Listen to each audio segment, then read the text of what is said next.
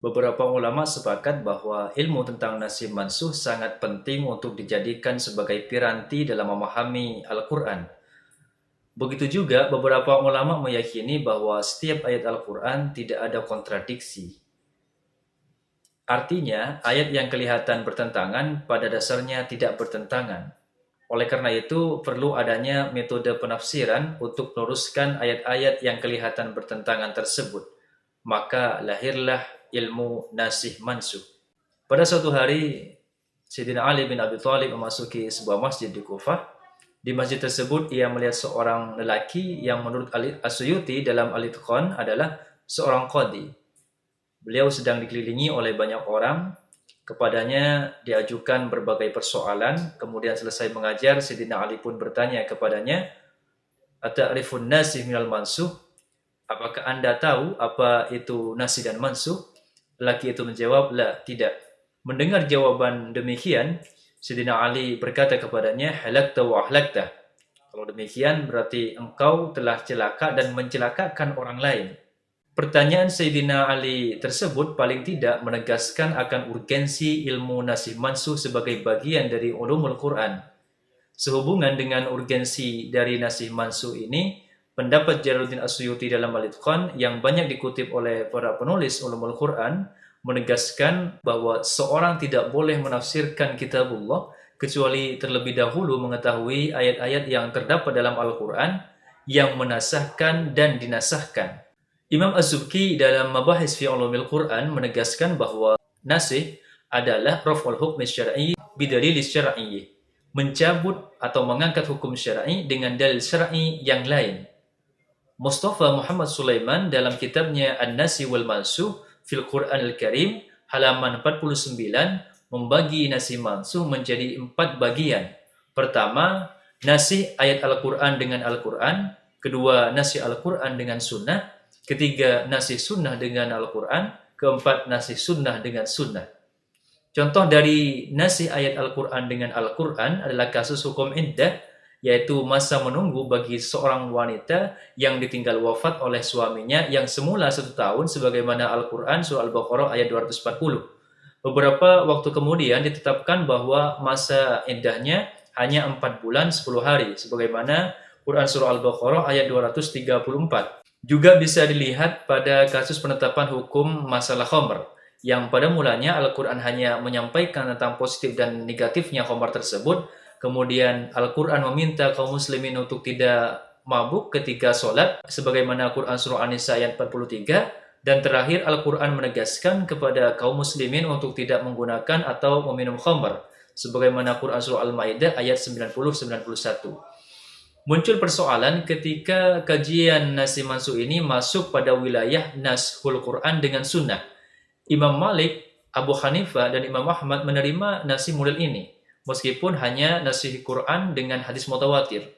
Sementara Imam Syafi'i dan sebagian kelompok Imam Ahmad menolaknya, karena alasan tingkat kedudukan sunnah yang tidak sebanding dengan Al-Quran. Kemudian ada 3 jenis nasih mansuh dalam Al-Quran. Pertama, penghapusan teks dan hukum yang terkandung di dalamnya secara sekaligus, atau disebut nashul hukmi wat tilawah. Akan tapi, jenis nasih seperti ini sangat sulit untuk diterima, baik secara akli maupun nakli. Kalaulah kita mau menerima nasih jenis ini, maka kita akan berhadapan dengan persoalan utama, yaitu bagaimana dengan pernyataan Al-Quran bahwa sungguhnya telah kami turunkan Al-Quran dan sungguhnya kamilah yang akan memeliharanya. Inna nahnu nazzalna dzikra wa inna lahu lahafizun. Kedua, riwayat-riwayat tentang hal ini masih kondusif untuk kemungkinan adanya kritik sanad dan matan. Dan ketiga, jika diasumsikan bahwa tilawah dan hukumnya sudah mansuh, maka kita pada dasarnya tidak memiliki kepentingan praktis untuk mengamalkannya. Kemudian jenis nasah kedua adalah penghapusan teksnya saja, sementara hukumnya tetap berlaku, atau disebut nashut tilawah dunal hukmi. Umar bin Khattab mengatakan dalam versi Atqan menyebutkan as-syaikhu wa syaikhatu idza zanaya farjumuhuma al-bittata. Apabila seorang laki-laki dewasa dan seorang perempuan dewasa berzina, maka rajamlah keduanya. Sebagian riwayat yang ada mengungkapkan ayat ini termasuk kategori bagian dari Al-Quran yang dihapus atau dinasah secara tilawah, tidak secara hukum. Hukumnya tetap. Kata As-Suyuti, semula posisi ayat ini berada pada surah Al-Ahzab, tetapi riwayat ini ditolak karena perbedaan rima. Dan jenis nasah ketiga adalah menghapus hukum ayat-ayat yang turun lebih awal oleh ayat-ayat yang turun kemudian atau belakangan, tetapi tidak dengan tulisannya. Disebut nashul hukmi dunat tilawah. Kemudian yang perlu digarisbawahi bahwa persoalan nasih dalam Al-Quran ini bermula dari pemahaman ayat walau kana min indi ghairillahi lawajadu fihi ikhtilafan katsira. Seandainya Al-Quran ini datangnya bukan dari Allah, niscaya mereka akan menemukan kontradiksi yang sangat banyak. Quran Surah An-Nisa ayat 82.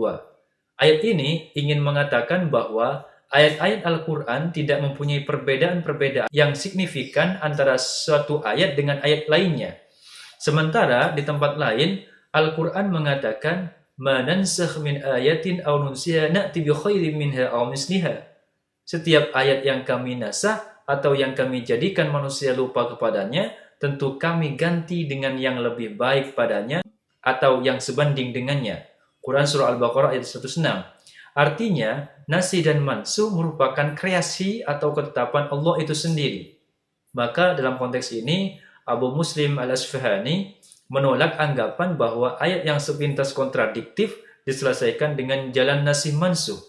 Lantas ia mengajukan proyek takhsis sebagai antitesa nasih mansuh. Inilah perbedaan para pakar Al-Quran dan tafsir menyangkut nasih dan mansuh. Wallahu a'lam bishawab.